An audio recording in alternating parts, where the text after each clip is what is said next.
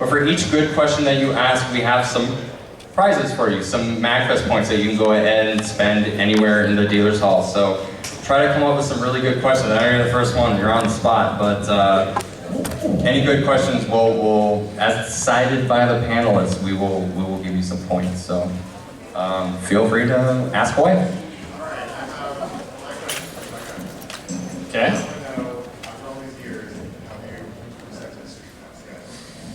Have I 100%ed Street Pass yet? So there is one thing in all of Street Pass I haven't done, and it's in Ultimate Angler. I have not caught an A+ ranked golden bream. I've caught an A ranked golden bream, but not A+. And it was crazy that you asked this though, because not 10 minutes ago as this was starting, I had a chance to catch a golden bream, but I didn't get it. My heart was like pounding. I'm like, oh my god, am I 100% Street Pass on this stage right now? And I like have a mic in front of me. I am not going to be able to avoid destroying eardrums. So what you're saying is it's a good thing that happened?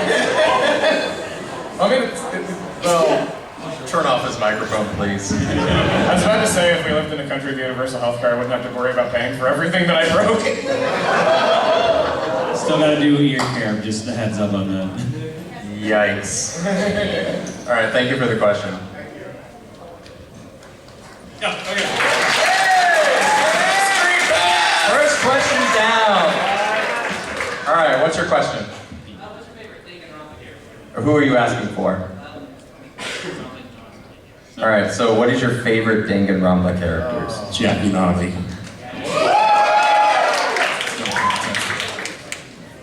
I've only ever played one, so I'd have to say Byakuya. Also, Byakuya is actually just Proton John. What? That explains so much about my relationship, really. All right, thank you so much for the question. What is up?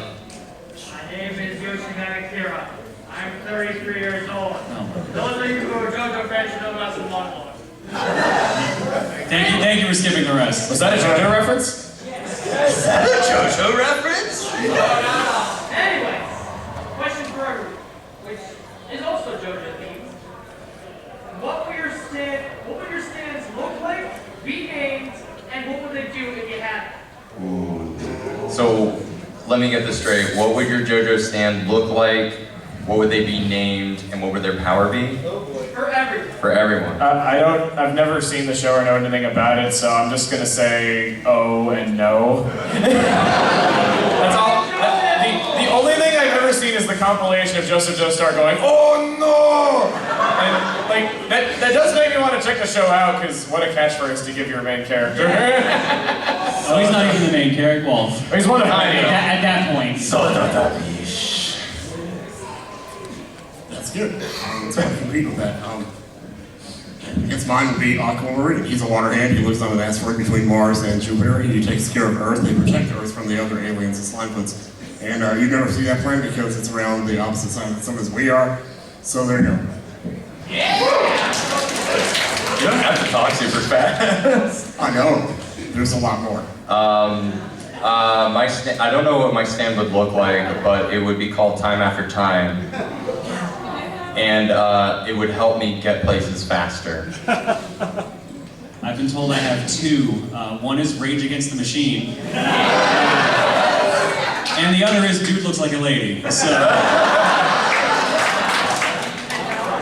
And powers, they're both pretty straightforward, I feel, based on the names. Yeah. All right, awesome question. Thank you so much for that.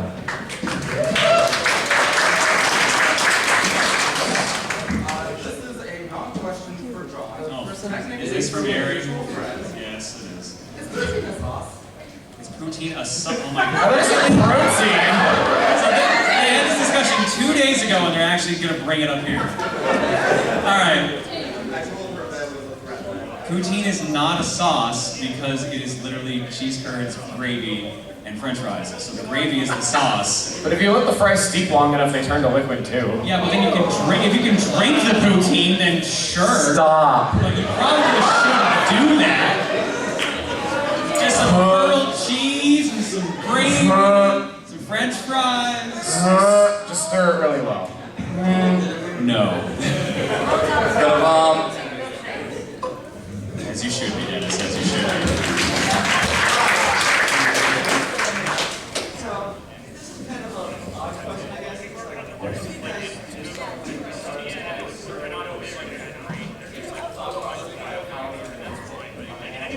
I'm gonna go start this in So what is the thought process when you start like a video or a stream like to see how it plays out. to see how it's gonna end? For it to not suck. Anytime I start a stream, I'm just like, literally, it's just like, all right, let's just see where tonight goes. That's pretty much it. Like, it's improv. It's just 5 hours of improv. So.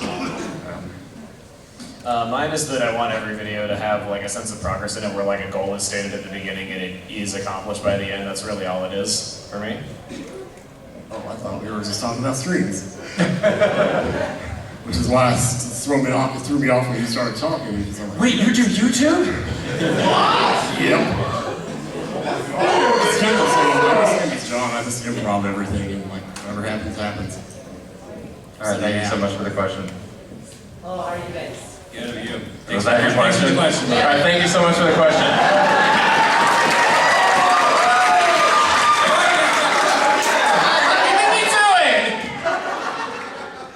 So, my actual question is, so do you guys ever want to do like another kind of project, like something small, like voice acting, or giving your voice for like a character?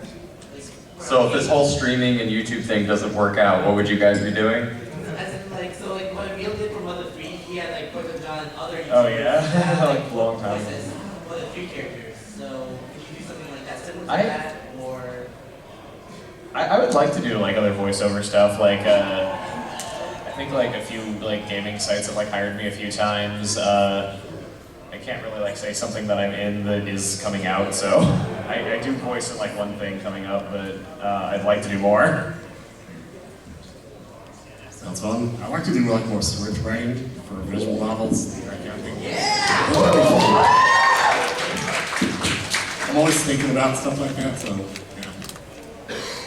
Yeah, I always figured if this didn't work out, my backup would be doing radio work, because I've already done TV work, so it's pretty easy to transfer over, honestly. I've also started dabbling a bit in writing in my free time, so I've started working on stories and stuff, so I want to see if I can eventually like make a graphic novel or something. Thanks, John. Man, you guys are so artsy. You both want to be like writers. I just want to yell at stuff. You have such a voice for podcasting though, it's like, it's perfect. I don't know how to feel about this. Most people don't even know I'm in a podcast. My own podcast host got mad at me because I made an end of the decade post, and I didn't mention the podcast because I thought the podcast started at the end of the previous decade. He's like, no, it literally started 2 months into 2010. I'm like, sorry? What's up? the cheat. The cheat is grounded.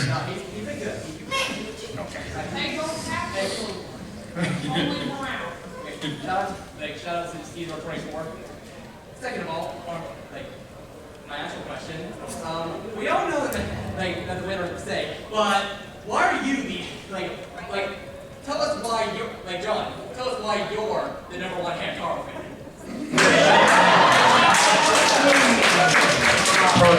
Jonathan, just in case the question wasn't picked up, but please tell us why you are the #1 Hamtaro fan. Because I united all the hands. Hamtaro time, Hamtaro.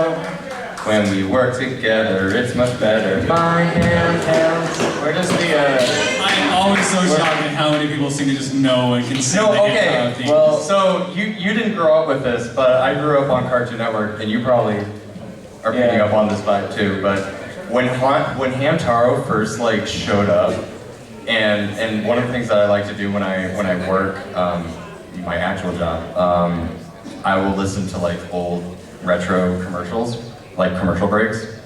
And I think Captain BZ is one of the ones that I watch the most, so shout out to that guy.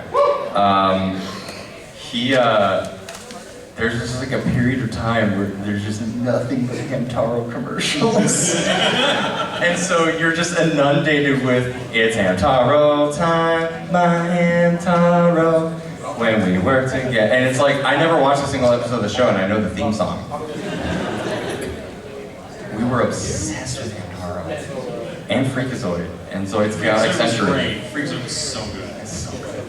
I feel like that was a show I was too young to understand because it was on when I was like 6 and I was just like... Oh yeah, no, 6-year-old, you're not gonna get me. Yeah, with a name? Oh, Freakazoid. I was like, Hamtaro's like when I was Adult jokes, thank you very Am I much. that much older than you? With a title like Freakazoid and the character looking the way it was like, alright, he's gonna be like zany and bouncing off the walls. And I'm like, they're just talking. No, and my favorite thing about it, bounces off the walls a lot. if you listen to the audio commentary, they were like, we kind of didn't make this show for the demographic that it was made for. Yeah. We just wanted Ed Asner to say stupid stuff. He was one of the best characters. He was one of the best characters. So he plays a cop called... the sewer where it smells like poo gas. What do you guys call poo gas in Scotland? Cloud vapors. This is what happens when you mention Hamtaro in front of him. Everything just goes off the Yeah, we're rails. just talking about Freakazoid. Freakazoid instead. No, god damn it. Looking forward to the Hamtaro War. Eventually it'll happen, I'm sure. I'm such a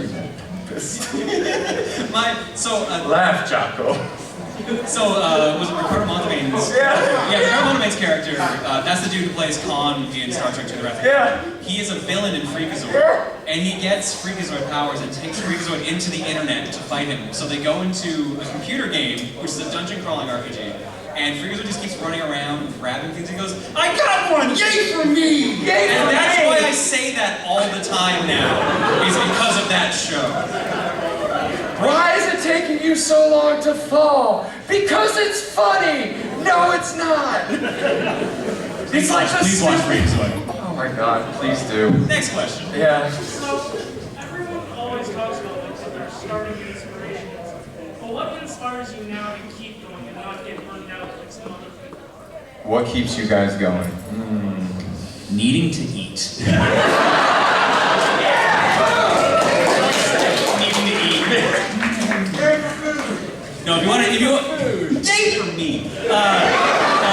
If you want an actual answer to that question, honestly, like, when I was still just doing YouTube, I was getting burnt out and it just wasn't being as fun anymore. And then when I stumbled into streaming when I had a bad breakup and I just needed something to distract myself because I was still living with my ex at the time. And so we'll talk about that. We originally planned to like keep living together after the breakup, and then eventually we just find our own places. But she was like, "Oh, we still got a plan to live together, it'll be fine." And then like a week later, she's like, "No, actually, I'm gonna move in with my mom. You need to find a place." So I just to distract myself from everything that was kind of falling apart, I started doing the Twitch streaming more often, and that's where Fortune Cookie came from, and that's where everything came from. So honestly, it was just like stupid luck. But now at this point, it's brought me so much joy and brought me so many good things in my life, the people I live with, and no, not the number 5. Yes, 8, thank you. But yeah, no, it brought me like so much joy in my life. Honestly, it's really fun. Like to me, it's like a chance to just kind of get hang out with people and be an idiot. So that's why I keep doing it.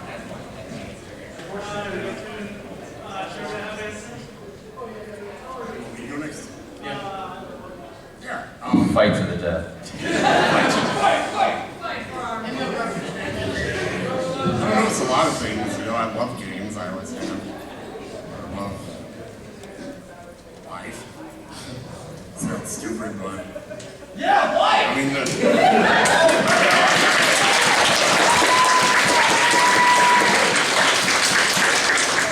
it's not to be a downer, but I lost both of my parents in the last 5 years to cancer. And that's not, I mean, it's okay, because I'm still here. And today I'm not going to I have a very strong support system, and I appreciate them more than I'll ever be able to tell them.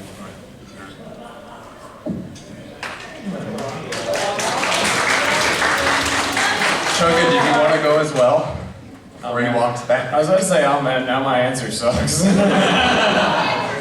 No, I'm just addicted to working really, and I have this whole thing where I just work on what I want to work on, so whatever I want to do the most bubbles to the top.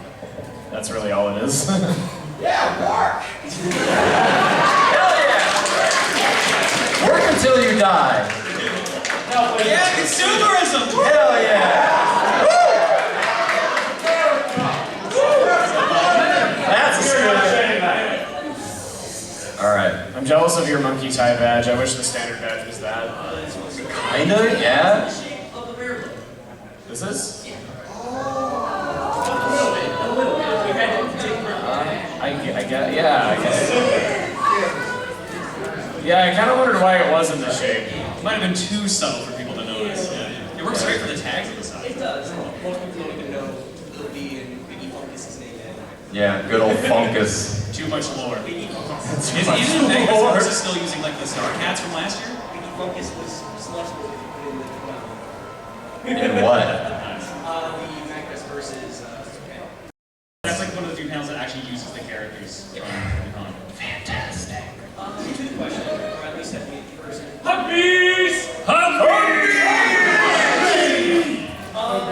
Mostly John, but also if you guys have some answers too.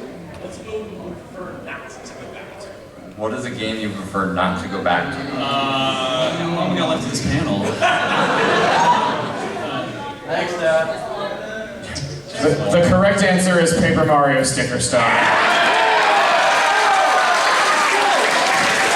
I still have that sealed on my shelf, but I'm just like, should You know, I would say if you have it brand new, I would say to sell it, but it's $5. See, the problem is, like, now I have to play it just because it's like, well, everyone else says it's bad, but they never played it, just because a YouTuber said it was bad. I lived it. I can actually say that I am. I can actually say that I am.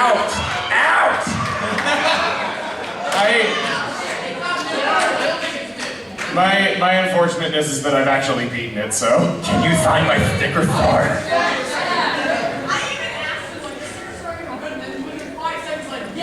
It gets worse as you play it, like. No, and honestly, so I kept hearing about how bad it was, but I kept hearing people just saying it was bad.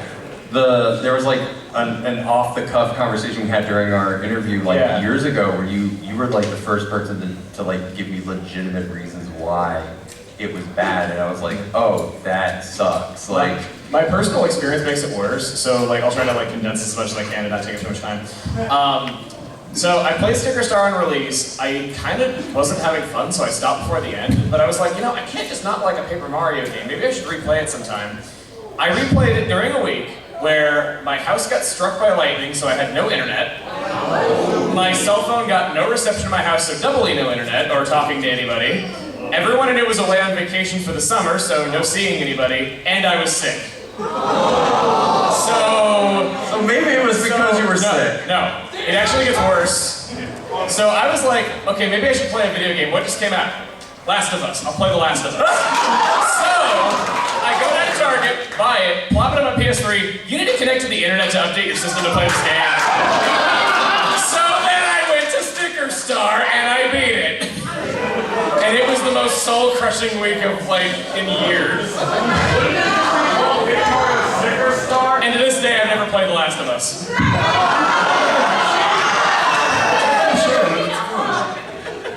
So yeah, that's my personal experience. Anyway, I hope that sorry. answers your question. Yeah. Well, what about you? Don't dodge the question. Pretty much anything from Crucible. No, there's one game I actually like. I would say that I hate. It's the only game I ever rented and returned on the same day. And it was Aiden. Yeah, people were saying in the chat. Aiden Chronicles was the first mage for the N64. In the chat. It's a reflex. I'm sorry. It's a reflex. Technically, they're the chat.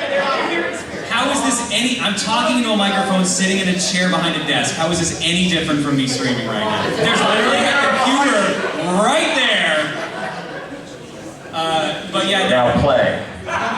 Okay. But yeah, no. It's my experience with that one was like I remember going outside of the starting town, like playing through it. It was like it's kind of boring, but okay. Getting outside to the starting town, the first mob I fought was a bunch of rats. And it starts raining, and it's like Quest 64 where you have a movement ring inside you have to go through to do actions and stuff. So, No. I know why you're clapping. Thank you, Dragonfire. So, yeah, you had to move to walk up to it, but because it was raining, the ring was smaller, and the rats also had to run up to get to you. So you would walk up to them, you would hit attack, because it's raining, you missed, and then the attack missed from the rats, and that repeated for 10 rounds of attacking before I gave up and tried to leave the combat. Because it was raining, it took longer to get out of the combat. And then I think even when you had to escape, you still missed because it was raining, because you might slip, I don't know what it was. I just remember hating that experience. that is the game that I will always say. I like how you can miss running. I know. It's real bad. Bonked into the wall. What about you, Tim? Cookie clicker. Weren't you addicted to that for like a long time? Yeah, and I hope I never go back. Thank you for your question. Hello. Alright, my name is Owen Pomeroy, but I have a decent Twitter following that's 2, 4, and number 4 thoughts. I actually, Captain Beast area you talked about earlier, I actually talked with him quite a bit on Twitter, but that's beside the point. Probably. Thank you for your question. Anyway, my actual question is, what would you, apart from the Mario parties, which is pretty obvious how they come up, what thought process do you go through to really decide what game you should play? Hey, this would be fun. You want to play it? Okay, sure. We have That's pretty much it, honestly. Glover. We go with I have Glover. no. Stop it with Glover. What's wrong?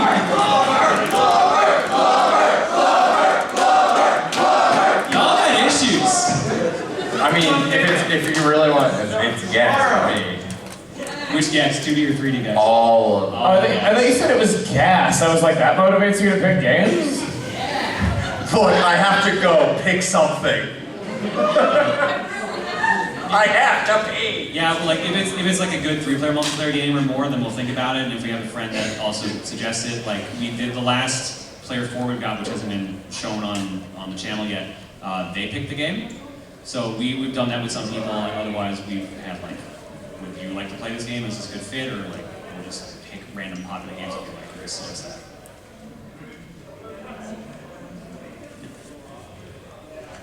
Whoa! There you go. Thank you. Hello. I have a question for Tim. So in one of your recent Mario Party 8 videos, I hear that you also tried to audition for Little Fortune. Yes. How is that process going to actually run through the application and how you get to be on the show? Is there a specific theme or week you Because you've actually been on the show. I mean, it would be any time. It'd be fine. Personally, like close to E3, so I only have to make it in one show. Pat, I have a strict schedule. So I was thinking of like in May, but I haven't heard anything. So I was gonna make another one in November. Didn't get around to it. Yeah, for a lot of people, it's years of applying repeatedly before you get considered. So it's just trying and trying again. I still have your audition video. It's awesome. There's an It's pretty awesome. Well, I don't want to like disclose that unless like we get like an okay to do that, because I don't know if like they would want that like making it out into the public. But that was supposed to be for you. But yes, there is an audition video. I hope to release it. I hope to give it to you to release it. I hope to release it on this. I didn't even send it to Pat. That was mine the whole time. There's a code number if you don't know. Yeah, blackmail! Woo! Woo! Don't actually copy that. Best way to get people to do anything. Hello everyone. Yo. I am the joiner handle of Players Will Take on Twitch. My question is for everyone except for Emil, because I know he doesn't stream. I thought you were going to say except for laughing, but I'm like, I know! What's up? He's #1 Daisy fan. Have you not seen this? It's literally on a projector. It's on a projector. That means that's how you know it's real. Did you not see It's on a this? PowerPoint presentation. That's official. It's official. You can download that on the internet probably later. Anyways, what's the question? What's the question?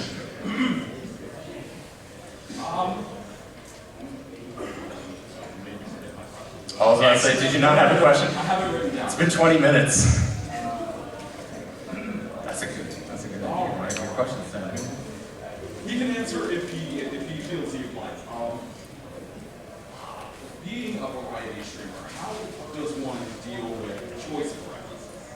Choice paralysis? Outside of Fortune. I was gonna say that's literally why I made Fortune Cookie, was to avoid choice paralysis. It's literally like, I don't know what I want to play, like, you guys pick. You do the work. I mean, so one way I kind of get around this is at the beginning of my streams, I always pick the first game. I don't do cookie. I'll literally pick the game. So I'll just be like, what am I going to play that won't get me in trouble or won't spoil anything? Because like, there's certain rules you have to avoid for streaming. Like, newest games will have more people tune in, but more of your regulars will tune out because they don't want to get spoiled. Certain niche games, like certain genres that people hate seeing on screen, people will avoid, etc., etc. So it's like a weird balance game, but otherwise I'm just like, I don't want to play Final Fight, let's just start with that. So, yeah.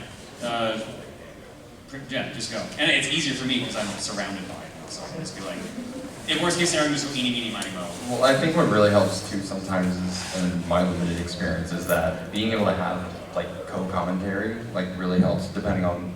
It helps choose the game you want to play. It's sort of the same answer of like make someone else do it. Sort of, but like even if they're like part of the idea of streaming is that you want to share a game with like either chat or even with just the people you're doing co-coms with. Like it's really easy to pick a game that's like maybe something that they've never experienced before, but that you've played like a bunch of times and you just want to share it with them. So, or the opposite way, like. One of the streams that I did with, it was a co-stream with Josh Jepson, was,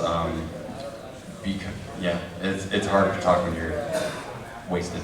But one of the streams that I did with him was kind of like, I made him feel bad and then we did it, but we did a Gex stream and it was just because like, I made this really dumb joke where we were streaming the game because my friend wanted to play it and we were streaming it as part of Zelda Universe, and Josh, we rated him talking about Gex, and he's like, oh, Gex? I hate that game. And so one of the things that we did was we were like, oh my god, like, #1 Gex fan, Josh Jepson hates Gex? And we kept doing this like running bit where we constantly told people that like Josh was a huge Gex fan. It was like a complete ball-faced lie. Like, we were just making stuff up about him just to make it true. And actually, one of my favorite parts is that it happened at PAX East, where I was actually out at the food trucks, and this was during a fan meetup that Steven was doing. And everyone was there, Josh was there, you guys were there, and but a fan goes up to Josh and he goes like, so when are you gonna play Gex?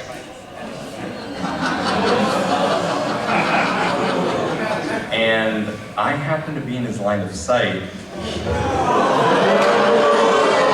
And he turns to look at me, and I didn't know he had asked that question. I had no part in this. He turns to look at me, and he just goes. So I walk over, and I'm like, what? And he goes, so this kind gentleman has just asked me when I was going to play the next Gex game, and I turn around, and I see you. I was like, I don't know, man, I'm here for waffles. But yeah, like sometimes it's just like you just want to experience stuff with other people, and I think that's like a big, it's the whole reason why Let's Play started. You just have like a game that you want to play, and you want to experience it with other people, and you want to show it off, and that's what helps me a little bit. So your answer is guilt trip, got it. Yes. Damn right. When all else fails, just make a randomizer, Steve. Do that. That's been my always have a philosophy. backup plan. I stole it from someone else. Not really. Steal away. It's literally the feature that's called on Backloggery. It's literally called that. Everyone just thought I gave it that name. No, it's literally the name of the feature on the site. That's why it says Powered by Backloggery on the bottom of the screen. And everyone just assumed I made it up. I'm like, no, like literally it's on the site. So it just became the thing. I mean, you're like the first result when people Google Backloggery. They probably think you made it. I find that hilarious. Now, if you Google Backloggery, one of the top results on Google will be my Backloggery page. It gets like more traffic than like most other pages, and sometimes the main page, which I feel really bad for. Because they're really good. They come to the con here all the time. They're really good people. But Usually when you Google my name, you get, did you mean Checka Conroy? I'm not kidding. Try it sometime. thanks for the question, dude. Yeah. Next up. Previous secret question, I had a leaked secret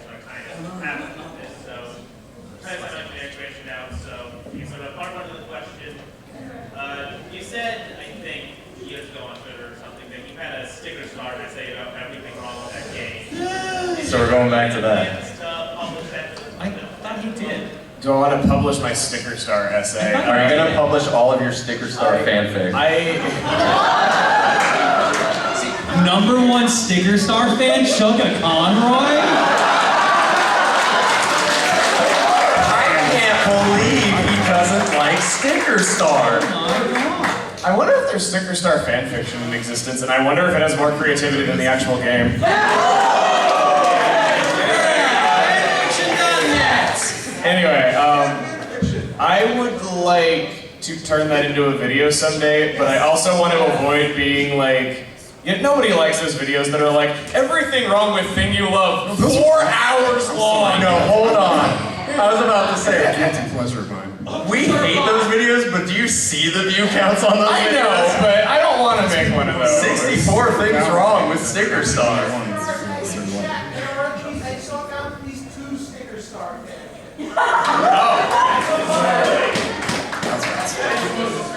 Well, it won't be that hard to get through them though, so I can evaluate their creativity. Anyway. Sticker Star fanfic writer Chugga Conroy.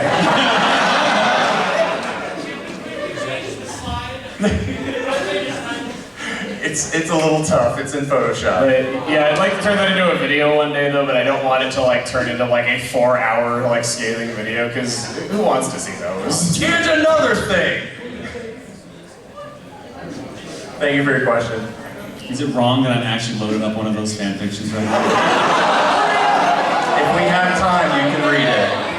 SMJ's Sticker Star Royale. Royale. From 2012. Is the game even out at that point? I would hope so. December 13th, 2012. Okay, there you go. All right, thank you, chat. What's up? Wait, one of these is called Kingdom Hearts Sticker Star. I'm sorry.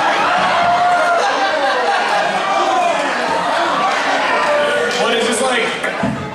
Is there like no story and every character is Donald? Sorry, I didn't mean to interrupt you. I could not contain that when I saw it.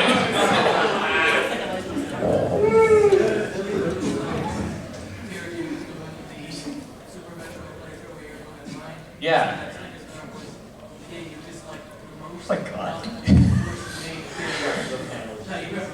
Yes. What is the worst made game you've ever played? I think worst made game. I think there has to be like some '90s PC game I played that was like completely unpolished and unfinishable. I'm sure there exists like one that I've played though, but. What's wrong with Prince of Persia? I have played the Mega Man DOS game, so maybe it's that. What did you say? I have actually played the Mega Man DOS game, so maybe it's that. Oh no, they get much worse than that, trust me. I've got a friend. You can look it up. It's you. You're that I'm the horrible person. friend. That's right. Thank you for your question. Yeah. So, what's up with the badge? Oh, no, they're selling these at the Magfest in March. Oh, that's cool. Yeah, they also, you can get these if you paid extra for the tickets. Like, you like, these lights light up, there's sound going on. Wow. Yeah. One thing to do. Remember last year they had the reflector from Star Fox? Yeah. This year it's Daryl. Oh, I didn't realize that. Yeah, okay. What's up? So this is for all of you, but I think you're probably affected by the most. Mm-hmm. Are you guys worried about how COPPA is going to affect your channels or Here's the messed up thing. I was kind of expecting a COPPA question, even though we planned this out like months ago. Okay, so really quick, I had a stupid conspiracy theory that was never going to be correct about that. I was really hoping that one day the US government would just come out and be like, yeah, you know that whole thing that we're doing to ruin YouTube? COPPA.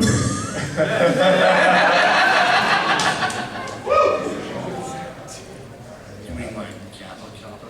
Yeah. I mean, personally speaking, I can't speak for the rest of you, but like, one of the things that kind of bothered me for a little bit was the fact that like, so my channel is podcasts and it is interviews with different content creators about how they do their work. And one of the things that I kind of realized was that technically, anybody can watch that video. There's technically, I mean, you say you drop an F-bomb once, but there's nothing really about the videos that are not for kids, but that's not what COPPA is. And the thing about it is that can this be marketed to a child? And the fact of the matter is, especially where I'm from and what I'm doing, no. One of the major aspects of my interviews is that anybody that can legally make a YouTube channel that can produce content for YouTube would be able to watch like Emil's interview questions and be able to understand more about how to create content. You can't do that unless you're over 13. So at the end of the day, no, it's not, you cannot market this interview towards children, even though, yeah, like Tim has a lot of fans that are probably anywhere between the ages of under 13 and like 52. Like, you're just gonna have that happen. Just because it's kid friendly does not necessarily mean that it can be marketed to kids. And so I think, at least for where I'm standing, my videos cannot be marketed to kids. So from that point of view, I'm not typically worried about it. And the fact of the matter is that the way that the government works is that you're going to, maybe a video will get flagged, okay? What's the worst that can happen? Yes, they've said that there's gonna be a huge fine, and that content creators are responsible for the videos that they produce. But the fact of the matter is that you're not gonna go like, oh, we found one video, you're screwed. Like, they're not gonna do that. They're probably gonna be like, hey, we found this video, we said that it's not marketed to kids, but like clearly it's like an action figure box opening video, so clearly deal with it. Like, fix it, or we'll start litigating. The other problem is it's super vaguely written, so honestly the minute that someone gets the fine, that's the minute the lawsuits start dropping. Yeah. So honestly, it's gonna be just a mess, period. So it's honestly, it's wait and see at this point. And the problem is, the problem is that it's a wait and see kind of predicament, but the problem is that nobody wants to be the example. Yeah, exactly. Yeah. Keep in mind, the FBI's maximum fine is $250,000. How many non-threatening cases do you see involve monetary fines beyond? But it's not the FBI, it's the FTC. So it's a completely different brand, it's a completely different office of the government that has to deal with it, and they're the ones that are gonna look at your videos, and they're the ones that are gonna flag. The FBI has nothing to do with it. But they're both the same person. No. I'm Canadian. Yeah, listen to the Canadian knows. No, it's I work in government, so I can guarantee you, I can tell you right now, the FBI does not care, right? It's all gonna be under the Federal Trade Commission, and they will periodically look at a video, and if you're probably making if you're super under the radar to begin with, then you're probably not gonna get flagged anyway. Yeah, it's government regulation versus law enforcement. Like, those are two different things. Yeah, I think it's definitely an overblown problem. My personal opinion is that I think a lot of YouTubers, because they don't have the financial backing to, deal with this, there's a lot of fear, and a lot of that fear it's perpetuated by a lot of videos that get posted by people that are like, oh no, we're super screwed, YouTube is done, we're all over. And honestly, that's just not gonna be the case.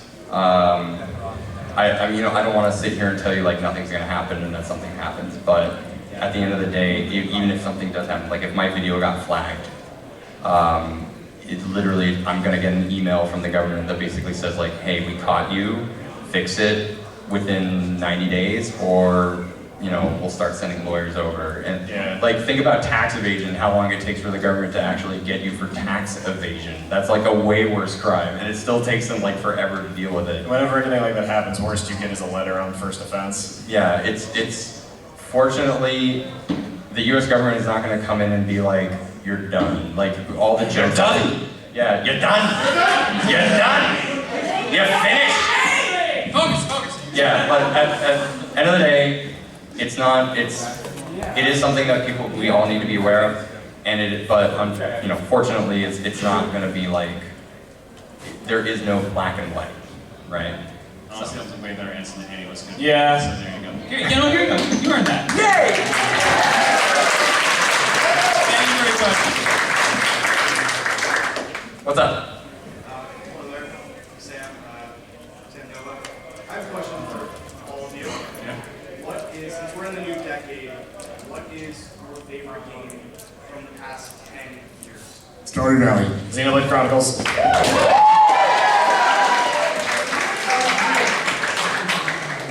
Dragon Quest 11. What? He says he thought it would be stickers. We found the theme. Yeah. I don't know. Okay, It's easy for me because I'm a Dragon Quest shill. I think I know John's answer. Tell me what my answer is because I don't know what it is. I don't think I have ever seen you not playing Picross. No. Straight up, no. Every time you ever visit Toys One Picross. Picross game, right? But Not even then, no. can Gunstar Heroes be an answer? It got re-released in the past decades. I have a Genesis Mini. I don't think I actually have an answer because every game that comes to mind came out in the decade before. So I legit don't think I have an answer to that question. Ghost Trick's probably the only one I can think of. Yeah, Ghost Trick. Ghost Trick. Probably not gonna get up there. Thanks, man. Woo! Go get it. Hello. How are you? Yes. What is the best street pass game and why is it Market Crashers? Okay, I do have one strong negative opinion about Market Crashers. I like it a lot. It's really fun, but I found the 100% ending for it is very disappointing though because eventually your money just stops stacking on the walls. I got to like 3 billion or 3 trillion and I found out that at that point you could no longer see new money on the wall even though the number ticks higher. So, but yeah, Market Crashers is great. But I probably would have to say Ultimate Angler personally. I like the level of depth of that, how many places there are to go. It's surprisingly deep with all the different like passive abilities you can get on the fishing rod. For those that don't know, it's a fishing RPG. So I really like that. Just to keep in mind, we're at the 10-minute mark, so we'll try to answer these a little bit faster. Did you get your shirt at PAX or did you buy it on eBay? It was like a 3-hour wait to get that shirt at PAX. Anyway, sorry.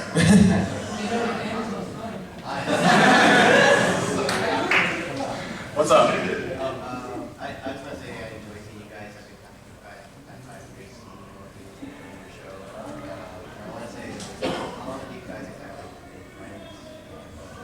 been friends? I literally met Tim the day we started TRG. Like literally, we showed up at Reagan, and I met Emil and Tim in person for the very first time. And the first time I talked to Tim, period. And then we came to Magfest and stayed in a hotel room together. And that was when, was that the time that you slept in the bathtub, or was that the time you slept under the sink? Or was that both? I think that might have been both. In the bathtub. He actually wore a bathrobe to bed too. Yeah, man, it was comfortable. I'm ready for bed. What do you mean, the sink? Yeah, I knew Emil, what, like 3 years before we started TRG, maybe? Yeah, I think so. Something like that. But Tim was literally the day we started TRG. It was cozy under there. And I answered that question in the first 10 minutes of the show, so. All right, thanks for the question, too.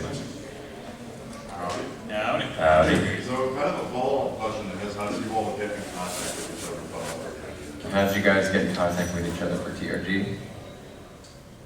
I was at my job at the time, and I was messaging Emil, and he was like, I want to do like Mario Party games, but I don't want to do it on my channel because I feel like it's too different from what I normally do. So if you want to just start a group channel, okay. So that's pretty much what happened from that. He needed an extra player, and he said Tim was a good fit because this happened around the time that both their channels got shut down because of that. Yeah. So memories. it's more or less how we kind of all worked together because of that. Yeah, that's pretty much it. Also, your voice is amazing. Yeah, I was gonna say that. What a podcast voice. All right, we're at 5 minutes. Hey. 5. All right. We don't have that much time. We don't have please. Yeah. Yep. What was your favorite part of the history of Things SMK? weren't breaking. Ooh. Yeah.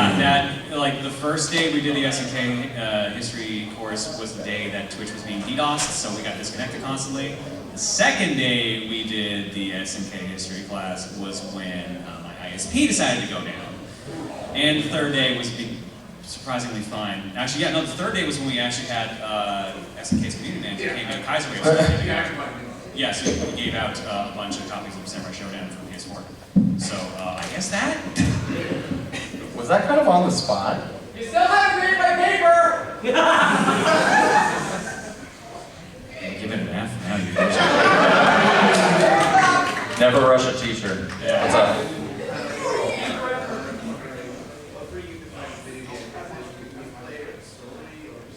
What defines? Oh. 100%. Oh yeah, so what defines a game to you? Gameplay, story, or any other element? You know, like gameplay. If the gameplay sucks, it's not going to be interesting.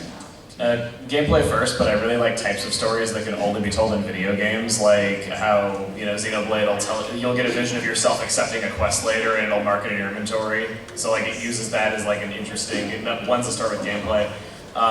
Heck, Undertale's like Million Roots is like another good example of that, or Chrono Trigger's multiple endings. Pretty much what he said. Gameplay is number one. Yeah. Stories good too, though. Fun factor for me.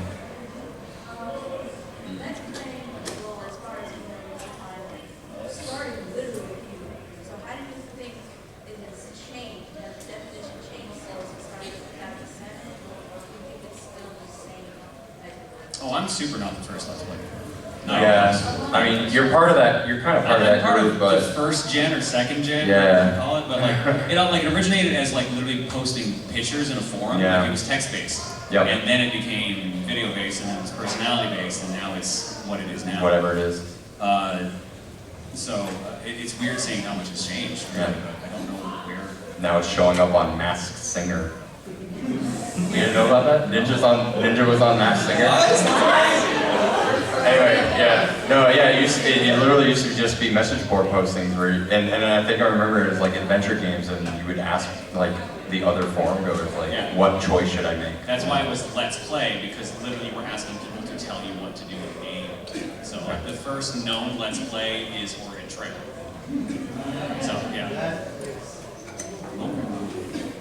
Did that answer your question? Yeah, excellent question.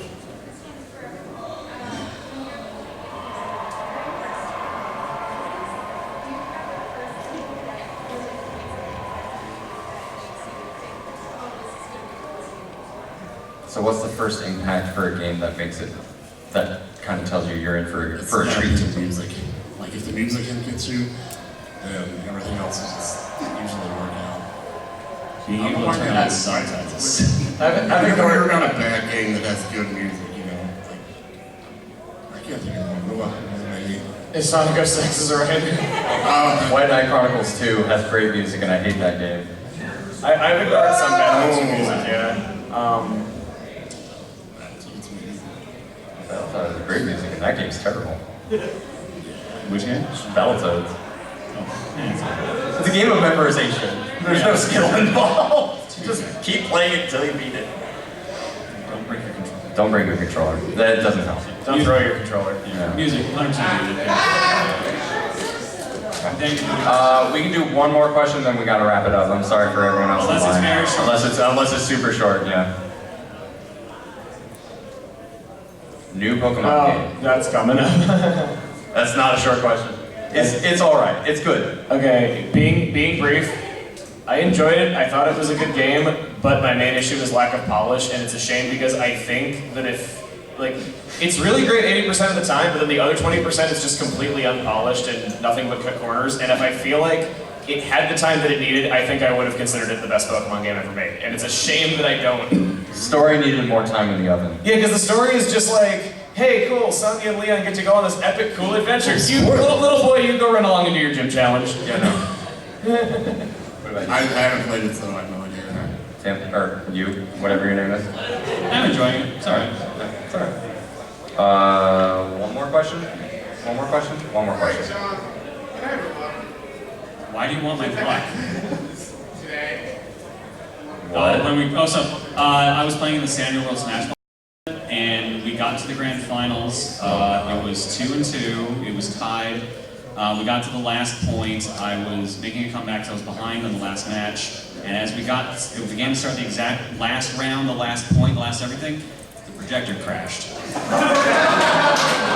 It took 5 minutes to get the game back up and running, and in the time process for that, I lost all my momentum and actually lost the tournament because I literally made like a rookie mistake because I just completely lost all concentration. So, yeah. All right. That was the question? That's how we end it. All right. Can we get one more based on that? Yeah, okay, all right. Well, I mean, wrap it up. All right, one more question. What you got? This is my last question. How are all of you today? We answered that before, didn't we? I'm all right.